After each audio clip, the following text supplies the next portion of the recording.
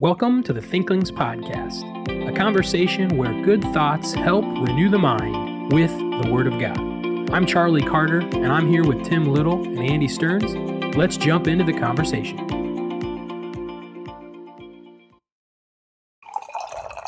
Welcome to the Thinklings podcast. Good morning, gentlemen. Shalom. Good morning. Recording at our normal time again. So we normally don't record off of Tuesdays. We record on Tuesdays. Mm-hmm. The last one was a Friday, and It felt like a Friday. if you ever think that we're really weird and goofy, like more than normal, it's because we didn't record on a Tuesday morning.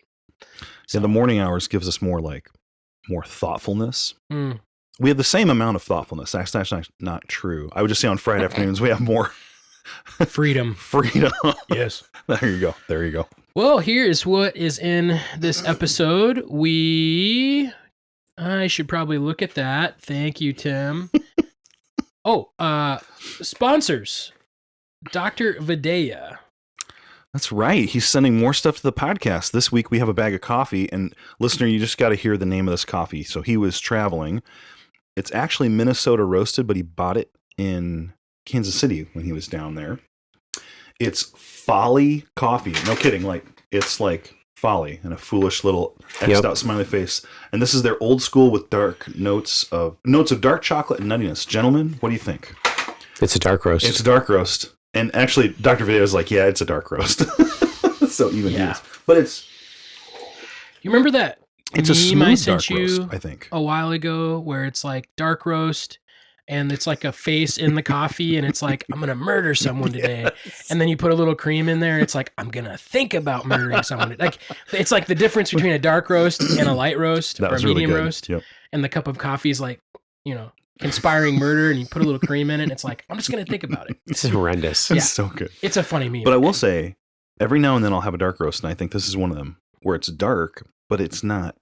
It's like a little bit smooth, too, which is always weird for me. So I have dark roast on a semi-regular basis Oh, because yeah, my that's wife likes dark roast.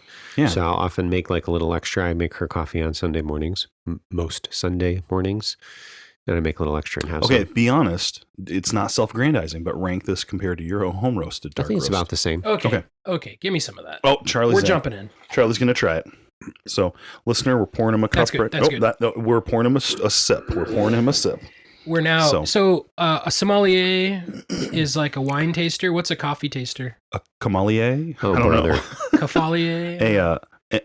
An enthusiast. That's what it is. An enthusiast. Well, we got some Romanian coffee donated yeah. to us too, and that's going to be on next week's sponsor. I think I'd like to crack that one Yeah, open. no, that sounds really good. Well, we'll record it next week, but Right. seriously, international coffees, man, if you're an international listener, we love international coffees. I the will say, snooze do you blend. remember Okay, when what do I you came think? back from Germany? Yes. And I had some like different beans from different Yeah. cities, Oh, and they were yeah. Yep. a little disappointing. I mean, I don't know.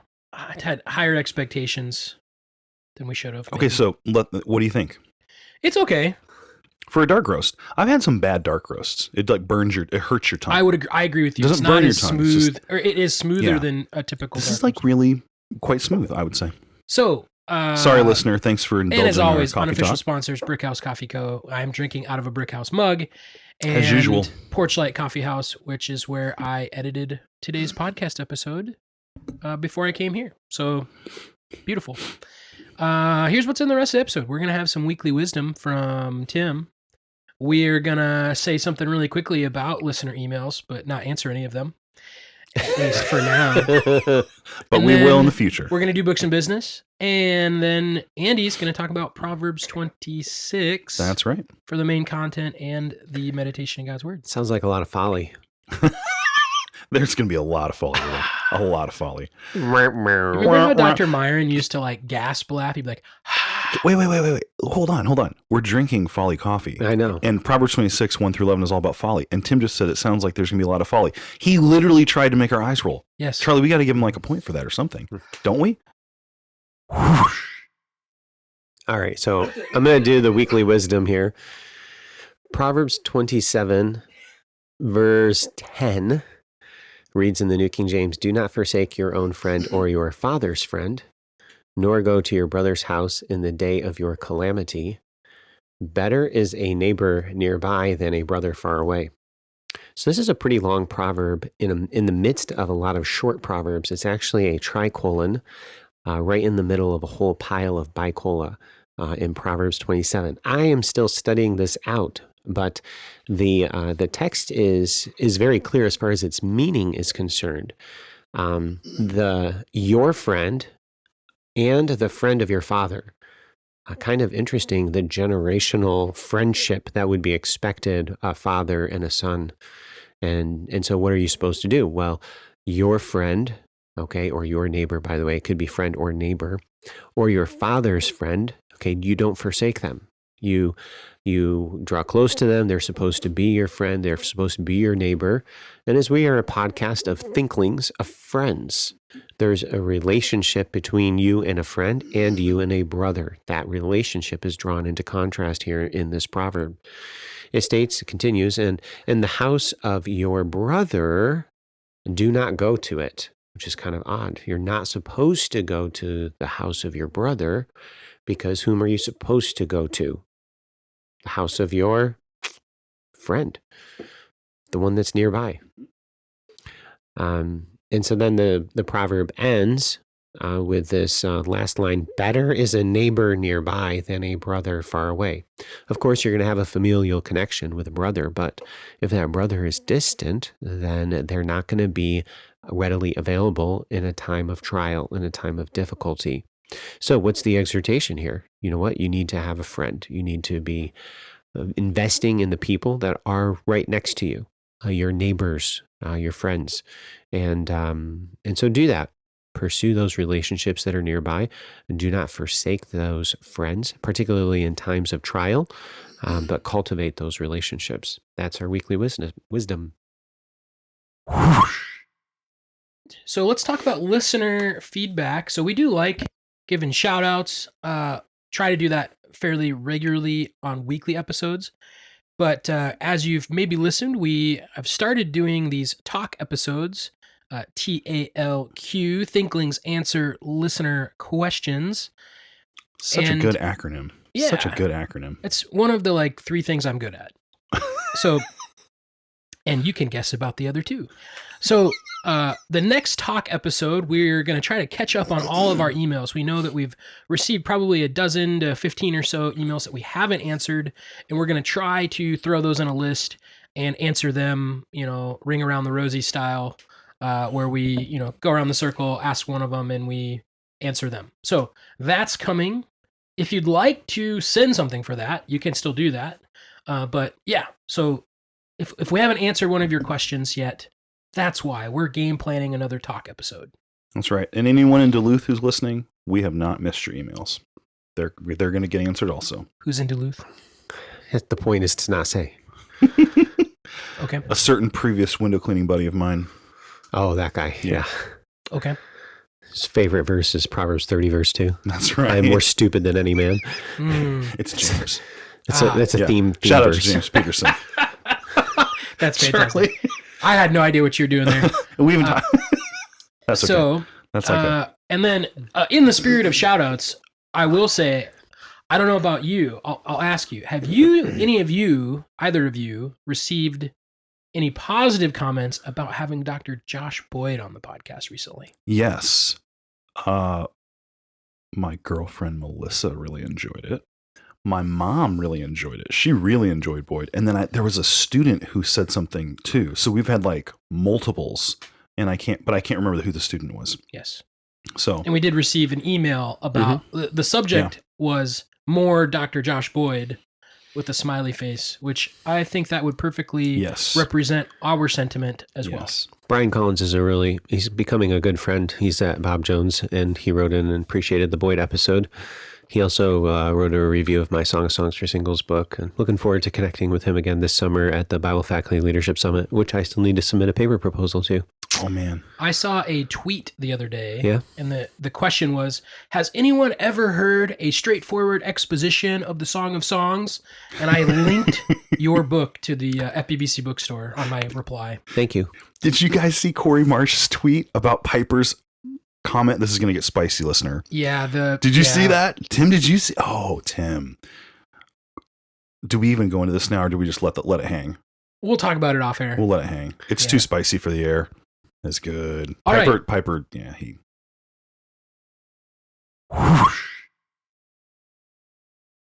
Let's do the thing.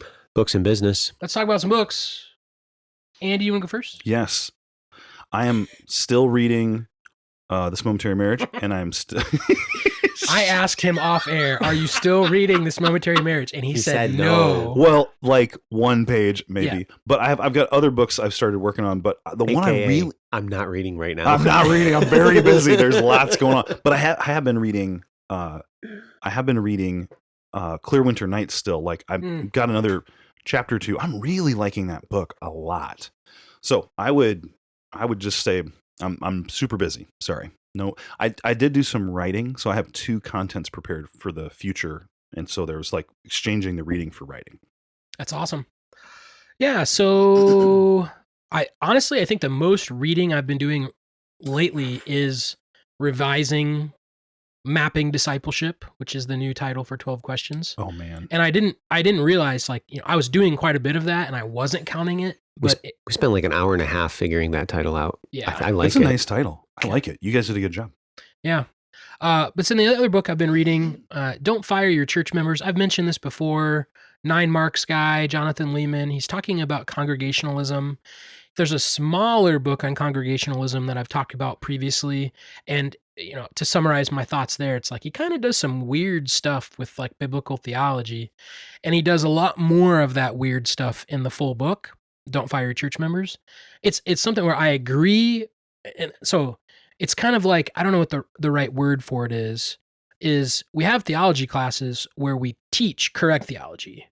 And so I think our students are, apt to do that. Like what passages, but I think there's a benefit to having someone who agrees with your conclusion, but has I don't know what the right word for it is. I won't, finish what I was about to say, but to read through someone who's trying to argue for congregational government, but the way that they're getting there is not the way you would get there. And so I think it's helpful for a student to try to analyze that and decide, why they would agree or not agree with what he's saying. He does what a Reformed theologian what you'd expect a Reformed theologian to do. So, but anyway, been reading that. The section on Adam and second Adam and our role in Adam and Christ is not great. So anyway, that was my book. So I've been preparing for a couple of contents. Michael Heiser's book, The Unseen Realm. I've been in that book a little bit. I'm going to have an episode coming up on Psalm 82 and God Among the Gods. And then I'm preparing another content on egalitarianism. I've been reading The Bible versus Biblical Womanhood by Philip Payne. And then this last week, my main book for books and business is A Passover Haggadah for Jewish Believers by Arnold Fruchtenbaum. That was a word, listener. Haggadah. Haggadah. It wasn't just him mumbling. That was a word. So this is a Messianic Jewish Passover Haggadah for Jewish believers in Jesus, the Messiah. So the Jewish Passover has a meal. It's called a Seder, which means order. And the Jewish Seder, it follows a specific order, and there's a lot of freedom within it, but there's still a structure to that Seder meal. And I hosted one of those at my house, and I was actually just at a church this last weekend hosting one as well. And so I've been studying Jewish Seder Haggadahs and how to incorporate both a Old Testament, Exodus 12 kind of Passover, and then New Testament, John 13, 14, 15, 16, Matthew 26 passages into that concept to make it a meaningful worship service and reflecting upon Jesus' sacrifice on the cross for us. So I trust you had a good Easter this last Sunday. And as we reflect upon our Savior's death on the cross, I've been studying some things along those lines. So that's my books and business.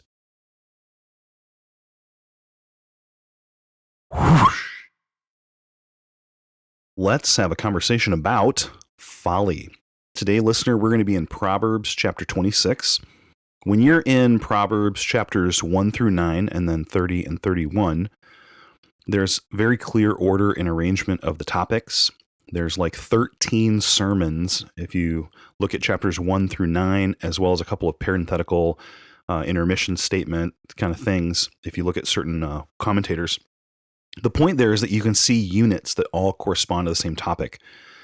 And then in 30 and 31, there's some clear units also. But commentators are divided on what chapters 10 through 30 or 10 through 29 look like. When you read it, it sometimes feels like a grab bag of ideas, but it's not really that much of a grab bag. In fact, there's probably more order than we realize. There are sections where it's all on the same topic.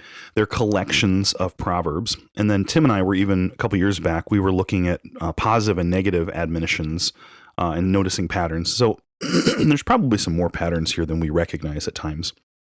But there's a very clear section in chapter 26, verses 1 through 11, and it talks about fools.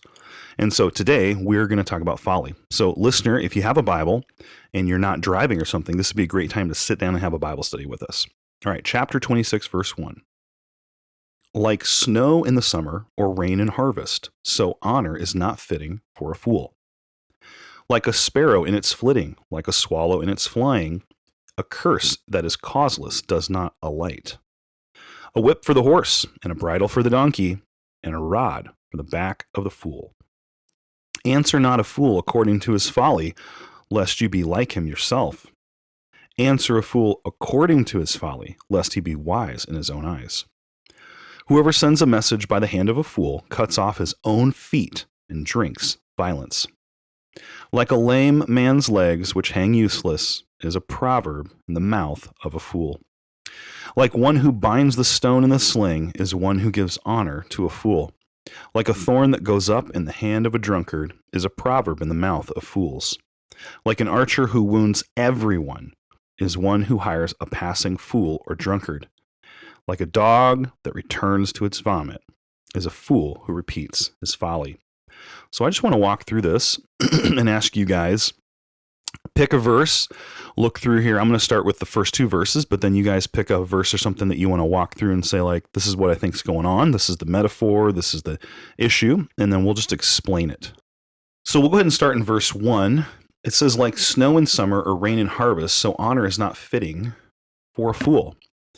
Now, in a proverb, it's a colon, and that means there's two lines, and the first line lays out a premise of some sort, and then the second line, and I got this from Dr. Little, this is like the best thing ever.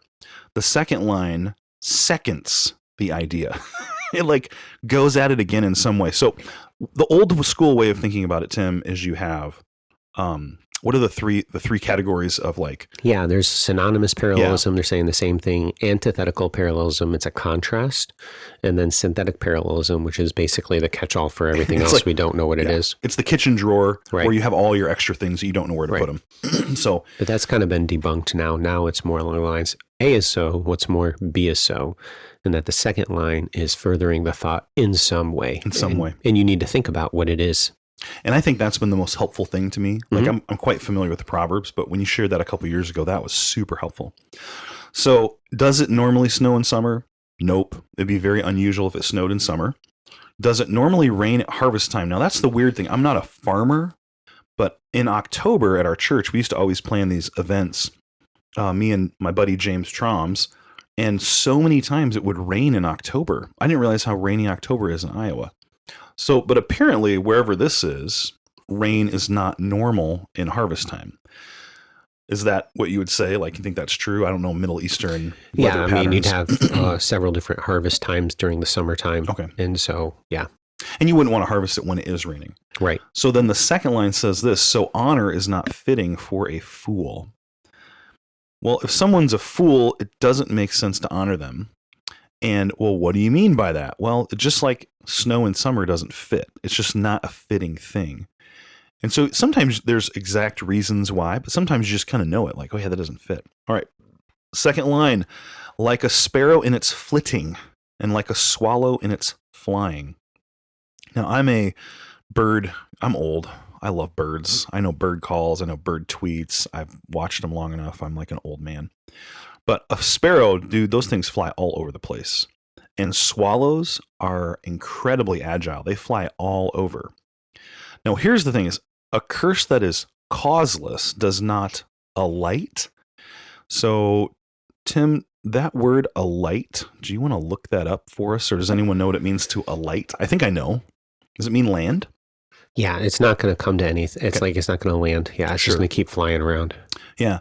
So if you curse someone when they don't deserve it, I think it's not going to land. So what would that be like today if you cursed someone and they didn't deserve it and then the curse doesn't land? Any thoughts on that? I think it kind of makes me think like you make an accusation against someone that's baseless, and you might think it makes sense, but everyone around you watching it and listening to it is probably thinking, yeah, you really don't know what you're talking about. So there's no word fool there. But if I'm thinking of it, I think the fool is the one who's making the baseless curse against someone else. Mm-hmm. So verse 1, it's not fitting to honor a fool. So what if you're seeking honor and you don't deserve it? It'd be not fitting for you to have it. Verse 2, if you are uttering a curse or making a slanderous statement or something like that that doesn't fit, you might think it does, but everyone around you is going to notice it. I'm sure we've all seen certain, public figures who make statements that are just grandiose and not true, and that doesn't really raise their reputation in our mind. All right, Charlie, you want to walk through verse 3 with us? Yeah. So a whip for the horse, a bridle for the donkey, and a rod for the back of fools. So very clear, this is like this is like this. So the horse, the donkey, and the fool are all equal. And when the horse doesn't do what you want, you whip it. And when the donkey doesn't do what you want, you bridle it. And when a fool doesn't do what you want, you rod it. I like what you mean all those verbs. Yeah. Yeah. Well, whip and bridle work better for verbs, but rod is the obscure one. So probably talking about how we would interact with a fool like an animal. Mm-hmm. So like what's fitting for the fool and what's not fitting for the fool in the first two verses, there's a correspondence between the first two verses. They're like together. You have honor and curse. You have things that shouldn't settle and then things that don't settle. And then here you have something settling on his back. I'm not sure if that's a connection, but the first two, I see some connections there. Well, what do you do to stop the horse when it's doing something you don't want? Do you talk to it? You have to whip it, right? That's what you're just saying. Well, usually that's to get it going, but maybe you do it to get it to it stop could be too. that Okay. as well. Yeah. A donkey, what's a bridle do? You steer it, right? Yeah. You turn it. Mm-hmm. So then if the fool is doing something the fool shouldn't do, can you talk to the fool? I see. Does that make sense? Yeah, so the two metaphors are what you would do to the fool to kind of guide and direct them because they're... Yeah, that's what I was thinking. I like that. And imagine if you have people in your life who are trying to guide and direct you and you're not listening. Now, I don't think your friends are going to come up and whip you. No. Charlie just raised his eyebrow, listener. But that might help us understand why sometimes the Lord is kind to chastise us. Does that make sense? Like sometimes we go through difficulties and it might be to direct us.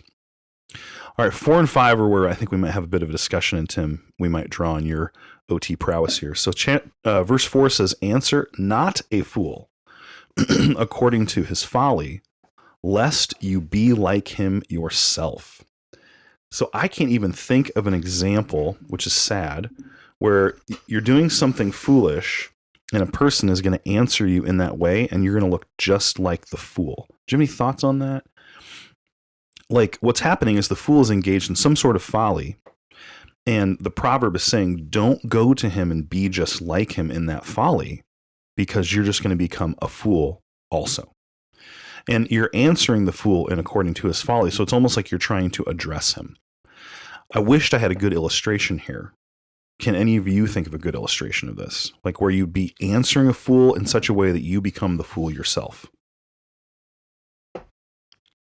I'm not sure where this seems to be like illustrations abound.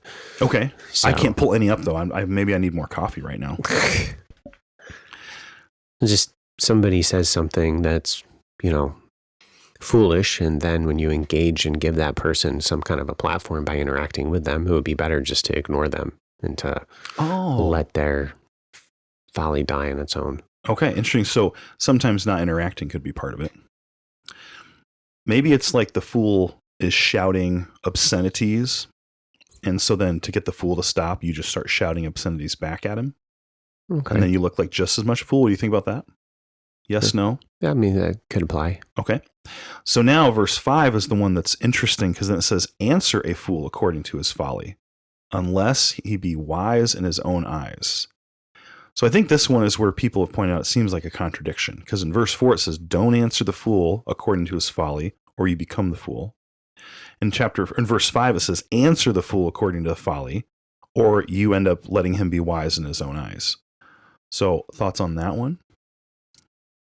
Yeah, I mean, that's the contradiction. It's a commonly referred to passage. So Proverbs 26, 4 and 5, the rabbis, some of them struggled with, well, how can you have Proverbs as part of the canon? There are 5 books that were questioned as far as canonicity in the Old Testament. Proverbs was one of them because of these 2 verses. It's literally these 2 verses? Yeah, because they're like, look, it's a contradiction. It says, don't answer the fool, and then it says, answer a fool right after it. But that they're put right next to each other, I think illustrates that it's not a contradiction. It's the principle of wisdom, where there's a time to answer the fool and there's a time not to answer the fool. And you have to walk in wisdom to know what the right time is, which fits Ecclesiastes chapter 3. You need to discern the times. And what does the wise man seek to do? He seeks to do the right thing at the right time, knowing that he's never going to do that successfully. That's what Ecclesiastes 3 is talking about. But still, it's the pursuit of the wise man. Okay. So I think it sounds like one possible way to understand that is do you engage or do you not? Do you answer or do you not answer the fool? Right. Mm-hmm. The other thought I had is it's the way you're answering the fool. In verse 4, if you answer him in a way where you're doing the same foolish thing as him, and it's almost like, okay, I'm going to use an example here, and maybe this is too controversial. So let's talk, this is so controversial. Remember Donald Trump and his Twitter account? Mm-hmm. So did he go like over the line every single day of his presidency on Twitter? Yes. And so then in the end, did he seem like in that respect of his life kind of a fool? I think at times, but were there some theories as to why he was speaking the way he was on Twitter? Yes, there were some theories. I don't know if this is that. I don't know if this is true, but it was funny because it was almost like he was doing exactly what the media was doing back at them. Mm-hmm. So I'm not saying he succeeded, but you can almost see where like, was he trying to address the folly? I'm not saying I'm trying to find an illustration here for this. I don't think he succeeded, and I think it was poor. But there are probably times where the way I go about correcting a foolish person, if I stoop to the fleshly means that they're using, I'm going to become a fool just like them. But there are other times where in their folly, the way I address it could be like a reductio ad absurdum of sorts, where like I'm exposing their folly through doing exactly what they're doing. Does that make sense? Mm-hmm. So it's kind of like if they're being unfair toward other people and you're playing a game, you start treating them unfairly and they protest, and what they just do, they revealed that they're being foolish also. Mm-hmm. So it could be like a reductio ad absurdum. That could be what's going on here. So I think I see how they harmonize, but So you're saying like verse 5 is like satire. it could be. I don't know if it could be satire. I think you could use that. So think about like you're acting foolishly to point out their foolishness. Mm-hmm. You're not stooping to their level to like make a point. Yeah. Like it's like the verse 4, you're doing like them, and there's no like secret meaning behind it. It's you just being an idiot. I'm shouting them down. Yeah. But then verse 5, you're doing that, but it's like to sarcasm. Reveal. Yes. It's to reveal to them. Like you say something really dumb to the fool, and they're like, well, that's the dumbest thing I've ever heard. Like, yeah, I know, right? Mm-hmm. It's like Francis Schaeffer. Yeah. He's talking about the person who says there's no such thing as right and wrong. And the question is, how would you address a person like that? And Schaeffer says, pick his pocket. Because he's answering that fool according to his folly of saying there's no right and wrong. And then what's the fool going to do? He's going to be like, well, I can't live that way. So going way back to episode 2, Ooh. you shared this example of they're at this conference, they're talking about hermeneutics, and this lady's like, Oh yeah. yeah, you can make this mean whatever you want. That's perfect. And then the speaker stoops down into her odd hermeneutical worldview and says, oh, this is what you mean, and is like sarcastically misinterpreting her own words. And through that exercise teaches her that what she's believing is wrong. So like that's verse 5. Yes. Charlie, thank you. That is the illustration I'm going to forever use with verse 5 now. You didn't know this, but 4 years ago, you were just priming the pump. I was. For Proverbs 26. I was. Episode 2, I put a little time delay charge right there. It's going to blow up today. No, I think that's perfect. So you're exposing folly to the person through their folly, but I don't think you're being sinful. Whereas like, I think in verse 4, you're sinfully fighting. It's like you're fighting fire with fire in verse 4. And in verse 5, you're just exposing folly. Anyways, I think that's very helpful. That was a good illustration. I'm going to give you 2 emojis, Charlie, of your choice. I'm just quoting you to yourself. Maybe you need a 3rd emoji. You know? So I think the emoji's for you. I'm not going to argue. All right, verse 6. Whoever sends a message by the hand of a fool cuts off his own feet and drinks violence. Do either of you men have thoughts on that one? It seems to maybe correspond to the next proverb. Like a lame man's legs, which hang useless, is a proverb in the mouth of fools. Well, maybe not. It's just, you got the cutting off of the legs. The legs connects in both verses. Yep.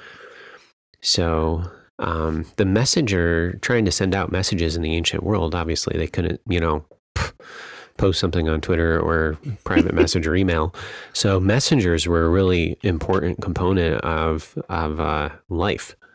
And so you had to have somebody that was honest. And there are several proverbs that speak to this idea of a messenger delivering a message faithfully, which is also, I don't know, at least I like to think through Uriah the Hittite and how he was a faithful messenger in delivering even his own death warrant. So that's kind of, you have to get into a different historical setting where that was an important component of the ancient Near Eastern world that's not relevant to us today. But if you did deliver a message by the hand of a fool, well, what could likely happen? He's going to take advantage of that information to his own gain, and you're gonna be in trouble. To broaden out just a little, so in the Bible world, that's what it would have meant to the original listener. This idea of a messenger who needs to be faithful. Would you have hired that messenger, Tim? Do you think in some cases you would hire them, or in some cases would you just, it's a friend and you sent them?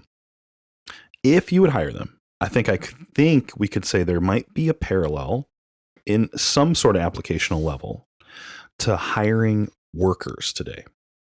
So like you in the bookstore, you have to hire people who will faithfully do their job. And if they don't, what will happen in the bookstore?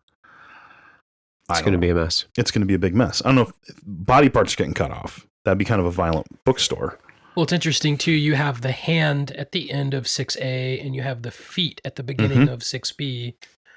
And so, Tim, would you draw then a parallel between sending the message and then the drinking of violence? So you think you're sending a message, but what you're actually doing is drinking violence. And the reason you're drinking violence, or I don't know if maybe you could say like poisoning yourself, is because you're trusting someone you're not supposed to trust. Yeah. Part of my application would be if you're going to hire someone and that you hire a fool, it's just going to wreck the things that you're a part of, which means you need to be careful who you hire. But also, if you're a worker and you're not being faithful, you're literally going to be wrecking someone's business.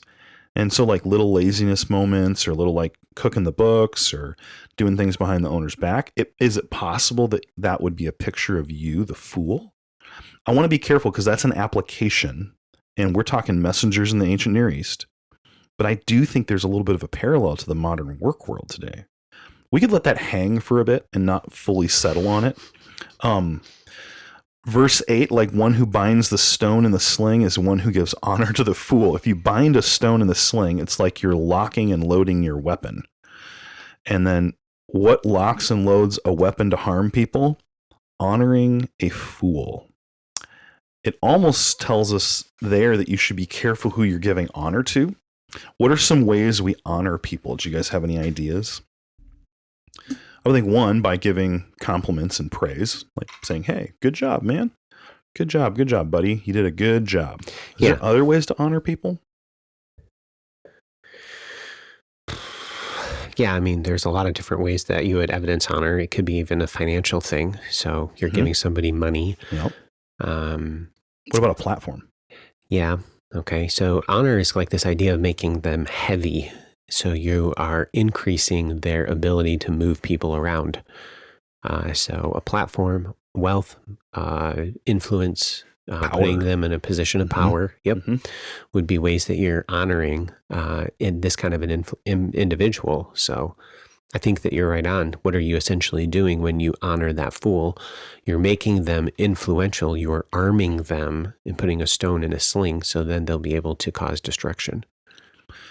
I wonder if that would correspond to your messenger one a little bit too. It could. I mean, it really could. I think a lot of these are linked. And I would say, like, if it is the workforce, okay, I'm sure all of us have worked at a job in the past at some point where there was a person at the job who had way more power than they should have. And that power, they didn't do good things with it. And it ended up causing lots of problems. Well, if we Christians are like that in our jobs, you understand, like, we're supposed to be a light, we're supposed to be wise. And if we're the fool, it's not just that, like, we're doing something and getting away with it and only God sees. We could very much be wrecking Christ's testimony where we're at because we would be seen as this fool and everyone else sees us, but they can't do anything about it because we have all the power. So that would be, I think, kind of an admonition. Go ahead. So Proverbs, the way that the entire book is structured, you have Proverbs 25 through 29, which are the Proverbs of Solomon that were assembled by the king, the servants of the king of Judah, Hezekiah. Hezekiah was the one that oversaw it. So this is like the section, and I've even thought about, everybody wants a leadership book, leadership this, leadership that, blah, blah, blah, blah, blah, blah, blah. Well, this is like the leadership section of the book of Proverbs. Like, of all of the Proverbs, this has like the most kingly language. And as you even think through all of these Proverbs, Thinkling Stearns, he keeps bringing this correspondence in with like the workforce. Well, what are you doing with it? Honoring a fool. You're putting them in a position of influence as a manager or something. And thus, what are you doing? You're arming them to do destruction. You can see how this is basically a leadership principle. In several of these Proverbs, if you think about it, a king, I need to rule my domain well, and I need to appoint good underling rulers. So think through, this section of the book of Proverbs. It'd actually be really neat to create a book sometime based upon proverbial wisdom concerning leadership principles. I think there's a lot particularly that could come from this section. So if that helps our listeners, you think through some of these things. Leadership, that's kind of what this is talking about. Like a thorn, this is verse 9, like a thorn that goes up into the hand of a drunkard is a proverb in the mouth of fools. Well, if you're drunk, you don't feel any pain. Like that section on wine where it says they hit me and I don't feel it. Right. Is that in 29 or I can't remember where it is. But you're not feeling anything. And so if a proverb is in the mouth of a fool, it's like he knows this proverb, or maybe he's saying it, I don't know. And it's not doing anything, like he's not noticing it. Now, the thorn should cause you pain, right? So if the proverb is in the mouth of the fool, it should be, I would think, like critiquing, correcting, or convicting. But even when he says it on his own, he like doesn't see how it applies to him. And so there's like a hopelessness here for the fool. Does that make sense? In all these verses so far, the fool is this guy or gal who can't make anything work, is totally untrustworthy, is not faithful, causes everything to fall apart and break. And even when they're given a proverb that would help them, it has no effect. There's just a hopelessness for this guy or gal. There's nothing that's fixing or helping the problem. Verse 10, like an archer who wounds everyone is one who hires a passing fool or drunkard. So here's that hiring idea again. So imagine you have an archer in a battle and he takes aim at an enemy. And then because of his poor accuracy, he ends up shooting one of his own fellow soldiers. Or like maybe he's at archery practice and he's just shooting people. And that's pretty serious. That would have led to people dying. It's like a big waste. He has one thing he's supposed to do and he can't even do that one thing. There's just no hope. And then I think verse 11 really ties it all together. Like a dog that returns to his vomit is a fool who repeats his folly. So dogs are dogs. They're dumb. We love them. I get it, but they're dumb. And they vomit and they're like, ooh, that looks tasty. And then lick, lick, lick, lick, lick, up they go the vomit. It's just gross. So in these first 11 verses, it does seem like there's no hope for the fool, right? Fool, you can critique them, you can beat them, you can answer them in their own folly, and they're just going to keep going. So what would be a good thing for us to meditate on right now? Well, are there areas in our life where we're like this fool?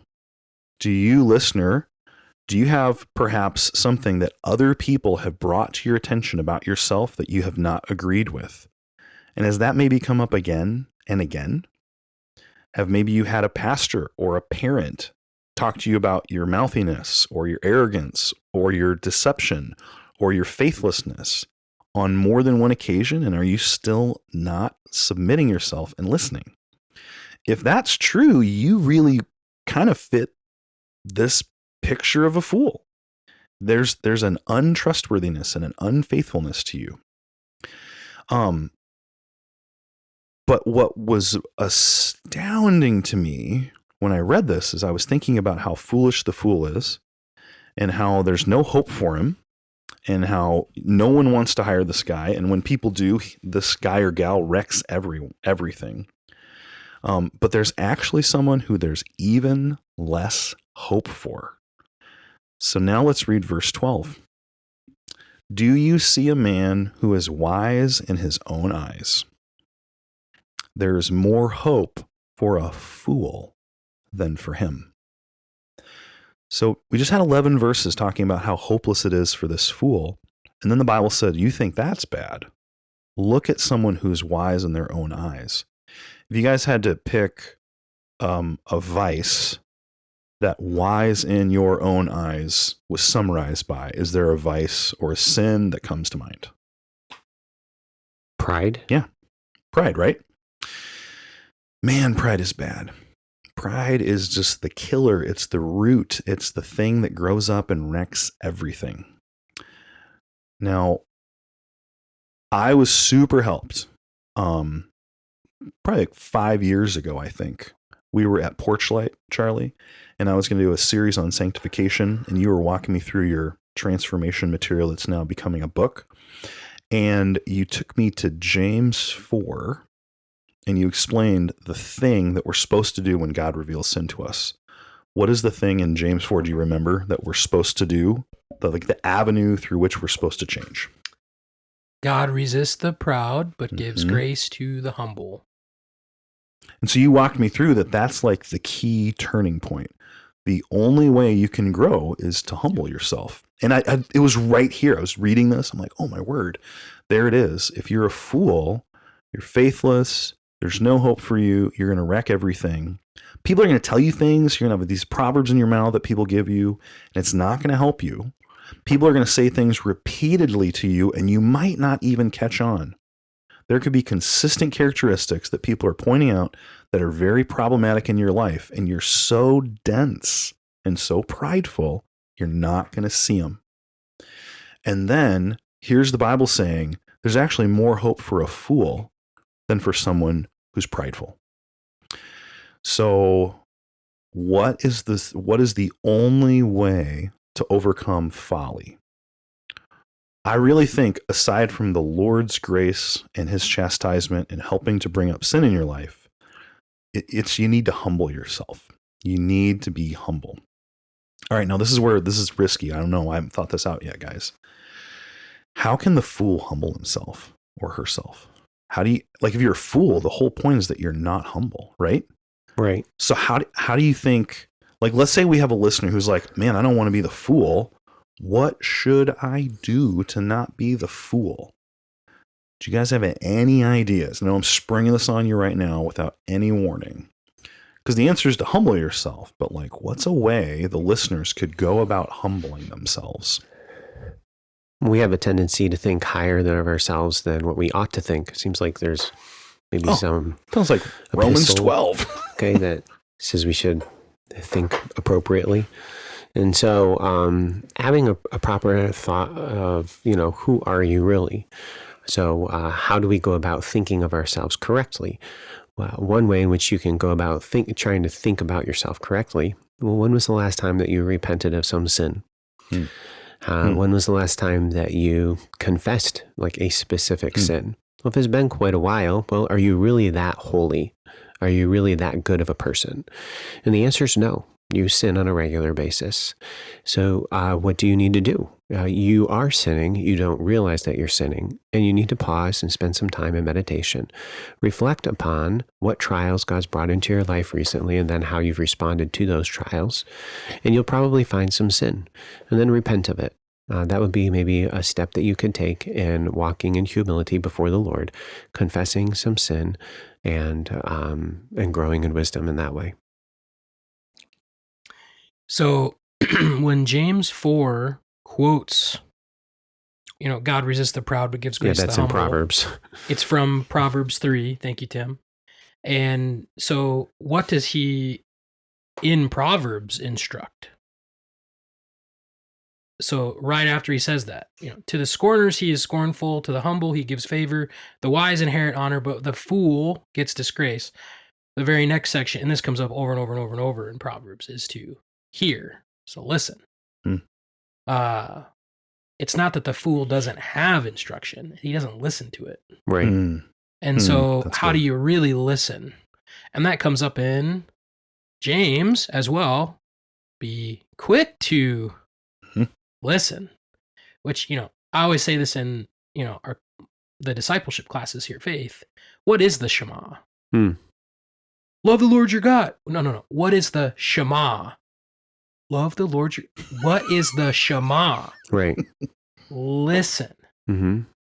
And Deuteronomy is very clear that they didn't learn to fear him because they never listened to him.